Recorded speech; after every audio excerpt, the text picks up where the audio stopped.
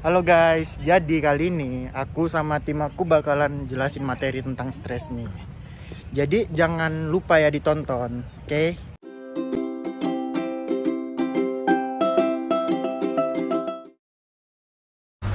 Menurut WHO pada tahun 2003, stres adalah reaksi atau respon tubuh terhadap stresor psikososial. Stres adalah respon individu terhadap stimulus yang secara objektif adalah berbahaya, yang dapat mempengaruhi emosi, proses berpikir, dan kondisi seseorang. Nah, kalian tahu nggak jenis-jenis stres itu apa aja? Kalau nggak tahu, sini biar aku jelasin. Stres itu terbagi jadi dua. Yang pertama itu ada eustress, yang kedua ada distress. Eustress itu yang stres yang bersifat positif. Berikut contohnya. Cak, kau udah siapin materi buat itu belum, presentasi nanti? Iya, aku belum siapkan diri, aku bingung harus gimana. Kan cuma presentasi aja sih, nggak usah kau stres-streskan kali lah. Kan Tapi masih itu bisa kan- dipelajari dulu. Tapi itu kan menyangkut nilai juga. Setidaknya kau udah berusaha gitu loh. Daripada kau stres kan nanti kayak ada masalah dari diri kau gitu. Belajar aja, oke? Oke, terima kasih. Sedangkan di stres itu perilaku stres yang bersifat negatif. Berikut contohnya. Tan, BTW kemarin gimana hasil lomba? Tan, lomba gimana? Kok bisa? Gak masuk 10 besar juga. Tapi kan aku udah berusaha gitu. Tapi ya gitu loh. Sampai kebawa pikiran gitu. Gak bisa tidur. Tapi kan setahu aku kau tuh udah ngelakuin hal yang terbaik. Jadi udah nggak usah dianggap gimana gitu. Yaudah, itu yang kau dapat itulah hasil yang diapain Tuhan. Sebenarnya apa aja sih gangguan stres itu? Yang pertama itu ada stres akut, yaitu shock psikologis yang timbul sebagai respons setelah mengalami atau menyaksikan peristiwa yang mengerikan dan traumatis, yang kemudian menimbulkan reaksi emosional negatif yang kuat. Lanjutnya itu ada PTSD atau Post Traumatic Stress Disorder. Gangguan ini muncul setelah seseorang mengalami atau menyaksikan peristiwa yang menyakitkan. PTSD merupakan gangguan kecemasan yang membuat penderitanya teringat pada kejadian traumatis. Yang terakhir itu ada gangguan penyesuaian yang merupakan respon emosional terhadap peristiwa stres, di mana stresor tersebut berasal dari perubahan situasi kehidupan. Sekarang saya akan menjelaskan bagaimana sumber-sumber potensi stres itu terjadi.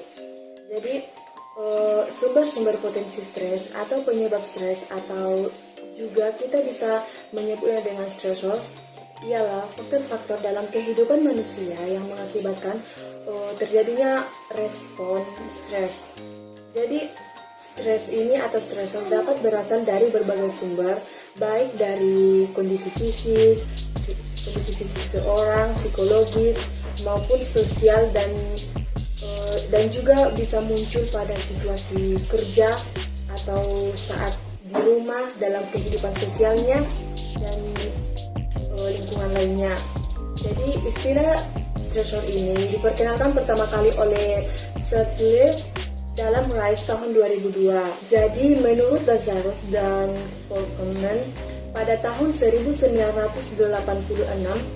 stresor ini dapat berwujud atau berbentuk fisik seperti polusi udara, dan juga dapat berkaitan dengan lingkungan sosial seperti interaksi sosial, dan juga pikiran dan perasaan individu itu sendiri yang dianggap sebagai sumber atau suatu ancaman baik yang nyata maupun imajinasi, yang dapat juga sebagai atau dapat juga menjadi sumber stresor tadi. Jadi menurut Lazarus dan Cohen pada tahun 1977, tipe kejadian yang dapat menyebabkan stres itu ada dua, yaitu yang pertama daily stress, yaitu kejadian kecil yang terjadi berulang-ulang setiap hari, seperti masalah kerja di kantor, di sekolah, di rumah, dan sebagainya. Dan yang kedua itu personal stressor, yaitu ancaman atau gangguan yang lebih kuat atau kehilangan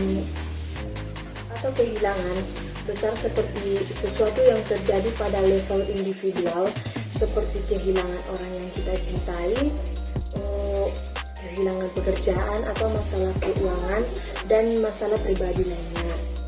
Jadi itulah tadi yang menjadi sumber-sumber potensi stres.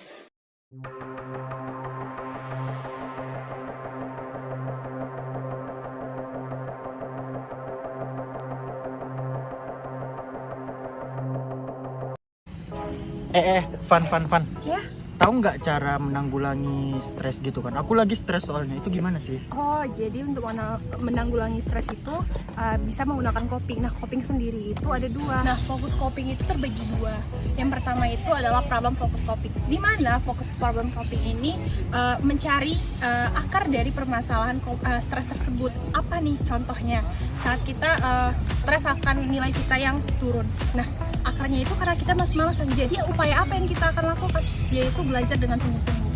Yang kedua itu adalah emotional coping stress, di mana kita itu bisa merubah emosional dari stres tersebut agar kita tidak merasa stres lagi gitu. Contohnya kayak kita nilai kita turun kita.